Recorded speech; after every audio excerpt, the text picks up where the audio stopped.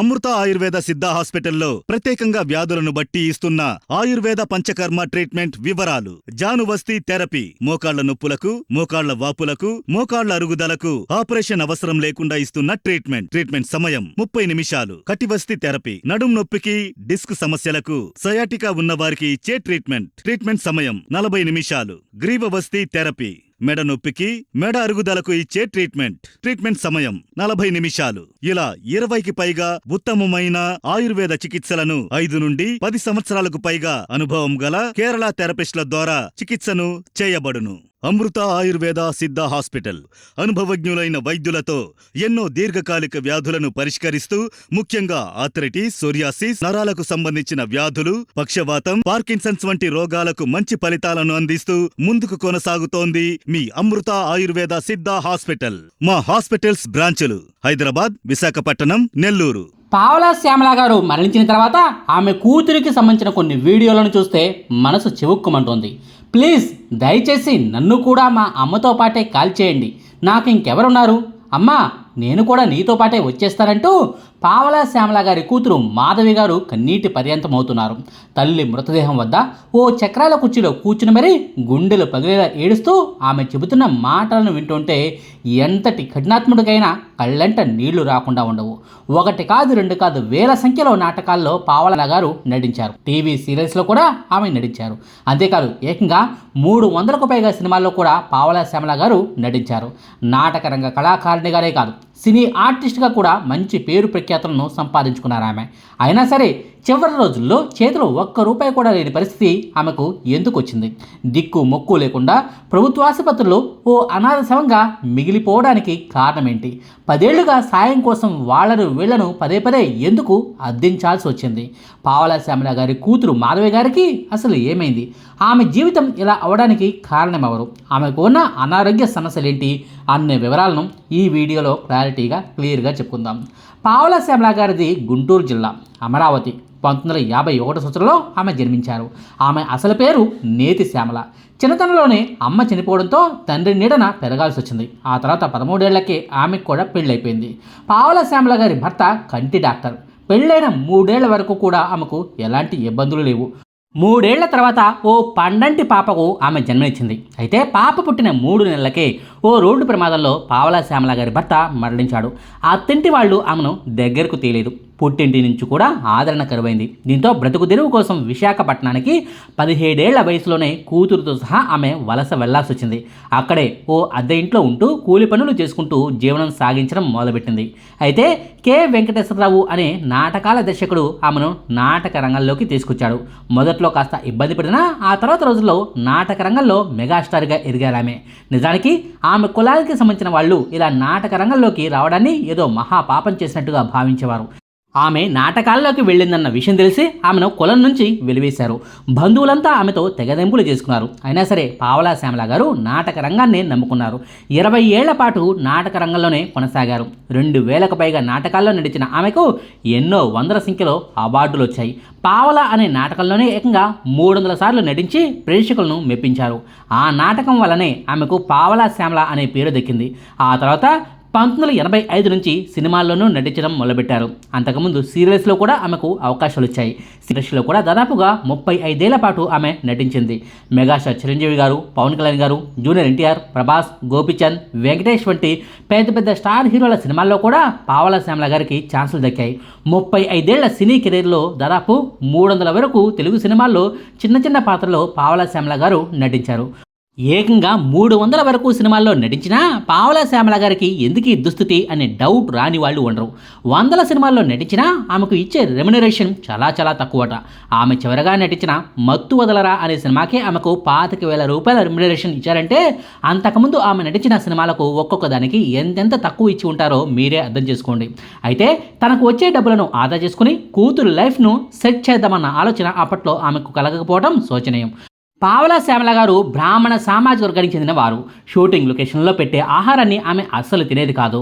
తన ఇంటి నుంచే తనకు ఆహారాన్ని తెచ్చుకునేది. తనకు మాత్రమే భోజనం తెచ్చుకుంటే బాగుండేది, కానీ ఆమె మాత్రం 10 రకాల కూరలు, 4 రకాల పచ్చళ్లను కూడా ప్రతిరోజు తన వెంట తీసుకొచ్చి తోటి నటినట్లకు వడ్డించేదర. ఈ అనవసర దాన ధర్మాల వల్లే 300 సినిమాల్లో నడిచినా సరే డబ్బులను మాత్రం ఆదా చేసుకోలేకపోయింది. కాస్తో కోస్తో డబ్బును కూడబెట్టుకున్నా వరుసగా వచ్చిన అనారోగ్య సమస్యలు ఆమెను అప్పుల ఊబులోకి దించేశాయి. 10 ఏళ్ల క్రితం 2016 సంవత్సరంలోనే పావలా శ్యామ్ మొదటగా కిడ్నీ సంబంధిత వ్యాధి వచ్చింది. లక్షల్లో ఖర్చయింది. ఆ సమయంలో తనకు వచ్చిన అవార్డులను అమ్మి మరీ రోజులు నెట్టుకొస్తున్నారని తెలిసి ఆనాటి తెలంగాణ ముఖ్యమంత్రి కేసీఆర్ గారు ఆమెకు అండగా నిలిచారు. ప్రతి నెల 10,000 రూపాయల పెన్షన్ను వచ్చేలా చేయడంతో పాటుగా సొంత ఇల్లు లేదని తెలిసి డబుల్ బెడ్రూమ్ ఇంటిని కూడా కేటాయించాల్సిందిగా అధికారులను ఆదేశించారు. పెన్షన్ అయితే వస్తుందిలే కానీ డబుల్ బెడ్రూమ్ ఇంటిని మాత్రం అధికారులు ఇవ్వలేకపోయారు. ఆ తర్వాత కొన్నాళ్లకే కూతురు మాధవికి 20 ఏళ్లు కూడా రాకముందే టీబీ వ్యాధి సోకింది. నిజానికి కన్న కూతురుని ఆమె అస్సలు చదివించలేదు. తాను సినిమాలో నటిస్తూ కూతురునైనా హాస్టల్లో పెట్టి చదివించాల్సింది. కానీ పావలా శ్యామల గారు మాత్రం ఆ పనిని చేయలేదు. తాను ఎటు వెళ్తే అటు కూతుర్ని కూడా తీసుకెళ్లేది. యుక్త వయసులో ఉండగానే కూతురికి టీబీ వ్యాధి సోకింది. ఏడాది పాటు ఆమె టీబీతో బాధపడింది. ఆ వ్యాధి నుంచి కోలుకుంటున్న తనలోనే తాము అద్దెకి ఉంటున్న ఇంటిపై నుంచి ఓ రోజు సడన్గా కాలు జారి కింద పడిపోయింది. కింద పెద్ద పెద్ద బండరాలు ఉండడంతో కాలికి బలమైన గాయాలయ్యాయి.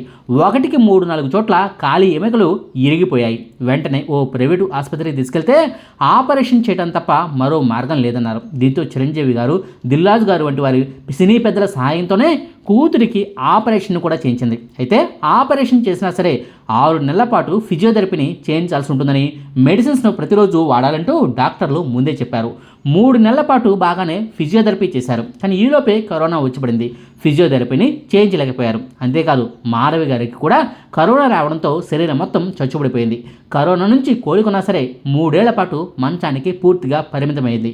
మంచం మీద నుంచి లేవలేదు, కదలలేదు, తనంతా తాను కూర్చోలేదు కూడా. అయినా సరే కూతురిని అంటిపెట్టుకుని ఉంటూ 3 ఏళ్ల పాటు కూతురికి సపర్యలు చేసింది. అయితే కన్న కూతురిని చూసుకుంటూ ఉండాల్సి రావడంతో ఆమె కూడబెట్టుకున్న డబ్బులే కాదు, సినీ ప్రముఖులు చేసిన ఆర్థిక సాయాలు కూడా కరిగిపోసాగాయి. పవన్ కళ్యాణ్ గారి నుంచి బండ్ల గణేష్ వరకు, పూరి జగన్నాథ్ గారి నుంచి మెగాస్టార్ చిరంజీవి గారి వరకు, అల్లు అర్జున్, దిల్రాజు వంటి వాళ్లతో పాటుగా పలువురు అభిమానులు, పలు స్వచ్ఛంద సంస్థలు కాస్తో కోస్తో ఆర్థిక సాయాన్ని అందించినా అవన్నీ కూడా వాళ్ళ మెడిసిన్స్కు, ఇంటి అద్దెలకు, ఇతరత్ర ఖర్చులకే సరిపోయాయి. కూతురు కాస్త కోలుకొని తనంతట తాను మంచం మీద కూర్చోగలిగే స్థితికి వచ్చిందని లోపే సడన్గా పావలా శ్యామల గారు ఓ రోజు స్పృహతప్పి పడిపోయారు. ఏంటా అని ఆరాధిస్తే గుండెలో 3 రంధ్రాలు ఉన్నాయని వైద్యులు తెలిచారు. అప్పటిదాకా ఫిజియోథెరపీకి సహకరిస్తూ మందులు వేసుకుంటూ వైద్యానికి సహకరించిన కూతురు మాధవి తల్లికి హార్ట్లో రంధ్రాలు ఉన్నాయని తెలిసి తల్లడిల్లిపోయింది.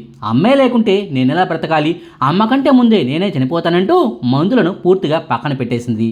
ఫిజియోథెరపీని ఆపేసింది. ఎంత నచ్చజెప్పినా సరే వినిపించుకోలేదు. ఆమె ఆపరేషన్ చేసి నన్ను బ్రతికించండి వేడుకున్నా సరే వైద్యులు మరో కొత్త షాకింగ్ విషయాన్ని బయటపెట్టారు. పావలా శ్యామల గారికి పార్కిన్సన్ వ్యాధి వచ్చింది. అంటే నరాల బలహీనత అన్నమాట. మీరు చివరి రోజుల్లో ఆమె ఇచ్చిన ఇంటర్వ్యూలను చూసారా లేదు? చేతులు వణుకుతూ, తల వణుకుతూ, మాట కూడా తరబడుతూ ఉంటుంది. మీకు ఇప్పుడు 70 ఏళ్ల వయసు, పైగా నరాల బలహీనత ఉంది.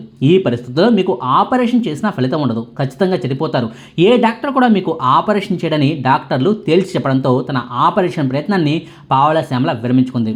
వేల నాటకాల్లో నడిచినా, 100 సినిమాల్లో నడిచినా సొంత ఇల్లు మాత్రం ఆమెకు లేదు. ప్రతి నెల ఇంటికి అద్దె ఇవ్వాల్సి రావడం, కూతురికి తనకు మెడిసిన్స్ ఖర్చు, ఫిజియోథెరపీ ఖర్చు, టెస్టులని, చిన్న చిన్న ఆపరేషన్లని, నానా రకాల ఖర్చులతో ప్రతి నెల ఆ తల్లి కూతులకు కనీసం 70,000 రూపాయల వరకు ఖర్చు అయ్యేదట. అందుకే ఎవరు ఎన్ని సాయాలు చేసినా వాళ్లకు సరిపోయేదే కాదు.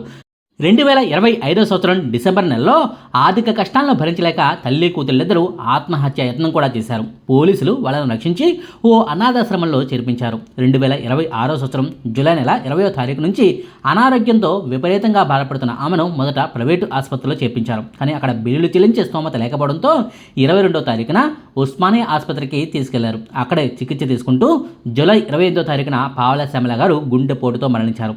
తనకు వచ్చే రెమ్యునరేషన్ను ఆదా చేసుకోలేకపోవడం, సరైన ఆర్థిక ప్రణాళిక లేకపోవడం, అనవసర దాన ధర్మాలకు పోవడం వంటి కారణాల వల్లే చివరి రోజుల్లో వీళ్లను పదే ఆర్థిక సాయం కోసం అర్థించాల్సి వచ్చిందన్నది వాస్తవం. అంతేకాదు కూతురిని కనీసం హాస్టల్లో ఉంచైనా సరే చదివించాల్సింది పోయి లేనిపోని భయాలతో ఎల్లప్పుడూ తన వెంటే తిప్పుకోవడం కూడా పావలా శ్యామల గారు చేసిన మరో బ్లండర్ మిస్టేక్. పెళ్లి చేసే వయసు నాటికే టీబీ వ్యాధితో కూతురు మంచాన పట్టింది. ఆ తర్వాత ఆయన పెళ్లి చేయాలని చూసినా కాలి సమస్య కారణంగా కూతురు పెళ్లి ప్రయత్నాలని పూర్తిగా మానేయాల్సి వచ్చింది.